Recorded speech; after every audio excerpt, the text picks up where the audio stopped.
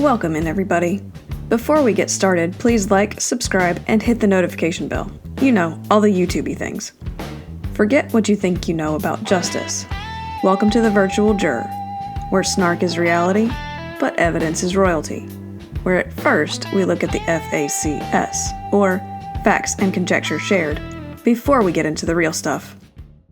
Day 5 of the Brian Walshe trial got straight to work today. No bluster from the defense or the prosecution. Bring the jury, bring the witness, let's roll. Commonwealth witness 21, Trooper Connor Keefe, returned to the stand to continue the modern judicial tradition of reading text messages aloud in a monotone voice.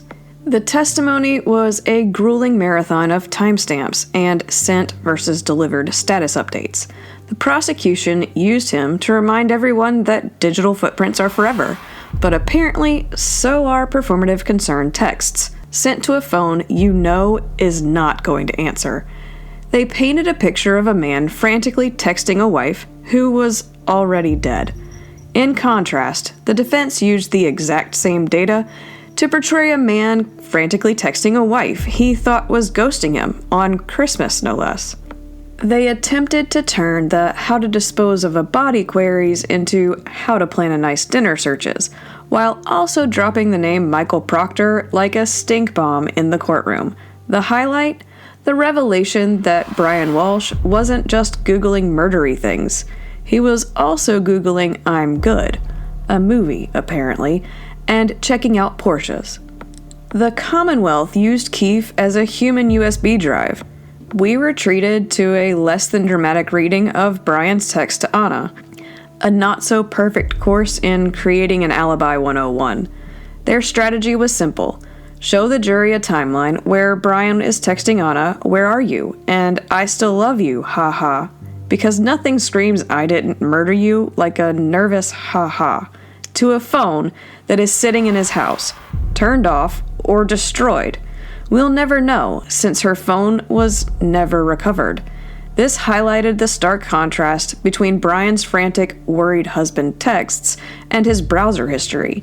They effectively showcased the silence from Anna's end, no delivered receipts, no replies, which screams foul play. This helped establish a timeline where Brian is building a narrative of abandonment, while Anna is physically incapacitated. However, by cherry-picking the scary searches without context, they left the door wide open for the defense to walk through and say, hey, maybe he just likes bad movies and German cars. Defense attorney Larry Tipton earned his paycheck here by waking up and choosing violence, attempting to contextualize Brian's Google habits.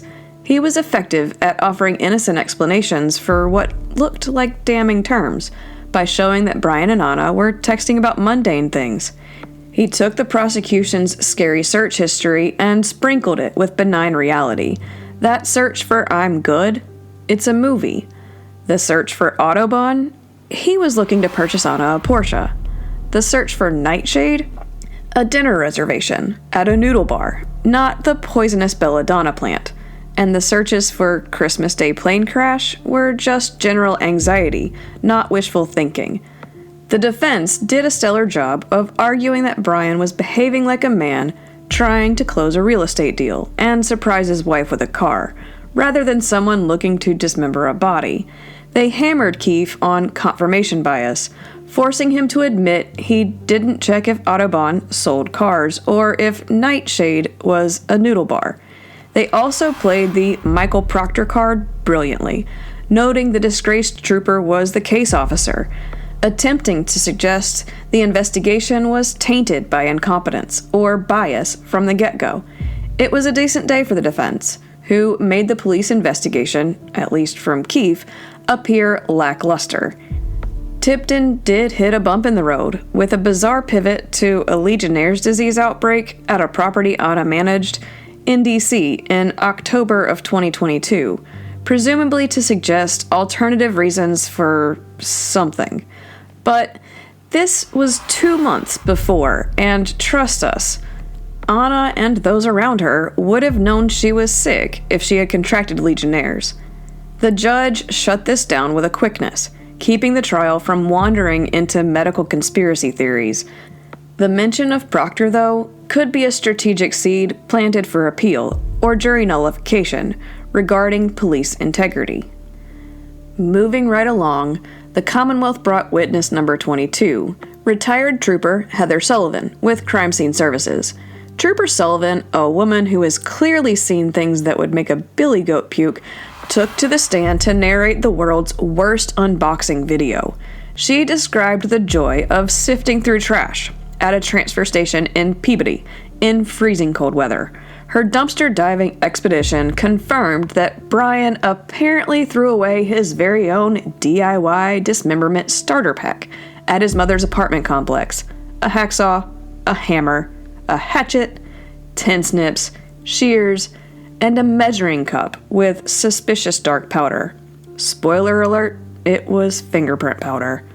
This was the meat and potatoes, or rather hacksaws and hatchets, of the prosecution's case. They didn't need to be fancy here. They just needed Sullivan to hold up a bag and say, "Yes, this is the hatchet I found in the trash." Just the usual household clutter. You know, the standard kit one carries around while visiting their mother for the holidays. It grounded the digital evidence in physical reality. All those Google searches about dismemberment? Look, here are the tools. This was the foundation the Commonwealth needed to physically introduce the weapons into evidence before experts come along to verify the red-brown stains are human blood and possibly belong to Anna. Sullivan was efficient, credible, and established the chain of custody for the hardware found in the trash. It was simple, visual, and effective. The defense? No questions. A bold but classic move. There is no benefit in asking, was it a nice hacksaw? The defense knows they can't argue with a hacksaw. The hacksaw exists. It was in the trash. Cross-examining Sullivan would only highlight it further. By staying silent, they subtly signaled, so what? You haven't proved Brian put them there or used them on Anna yet. It was damage control, by way of silence. Today was a short day for the court. So the last witness for today is Commonwealth Witness 23, Dr. Richard Atkinson, from the Office of the Medical Examiner. Dr. Atkinson arrived to give the jury a crash course in Death 101. He explained his impressive credentials, he's done more autopsies than you've had hot dinners, and defined fun dinner topics like the difference between histology, looking at slides of tissue, and pathology, cutting open bodies. Then he started identifying rolled up blue and white rugs found in the trash, which presumably contains something more sinister than dust mites. We assume he was looking to see if the red stains were Merlot or Mrs. Walshe. The Commonwealth is setting the stage for the biological evidence. He gave the jury a brief CSI Cohasset lesson in rigor mortis and lividity before getting down to what was sent to his lab. On January 10th, he received items from the dumpster dive, specifically pieces of carpet. They need Dr. Atkinson to be the smartest person in the room so that when he eventually says that stain is human, the jury believes him. They established his expertise methodically to ensure his future testimony is bulletproof. Today's testimony was cut short due to the court's schedule, but the implication was heavy. The ME usually doesn't analyze carpet unless someone suspects that carpet was wearing human remains, ultimately preparing the jury for the reality that there is no body, only biological remnants found on inanimate objects. The defense hasn't had a crack at him yet, as the day ended during his direct examination. For now, they're just watching him identify carpets. Their strategy with him remains to be seen, but expect them to question the degradation of samples found in a dumpster and potential contamination. Finally, the judge ended the day by telling the jury they're moving efficiently, something judges tell juries to keep them from weeping, and estimated about 2 more weeks of evidence instead of the initial 3.5 to 4.5 weeks. She warned them not to research the case or go on social media, which is good advice, considering the internet is currently dissecting every pixel of Brian Walshe's Google search history. Well, that's all we have. So as always, love your family, love your pets, love your neighbors, and we'll see you next time.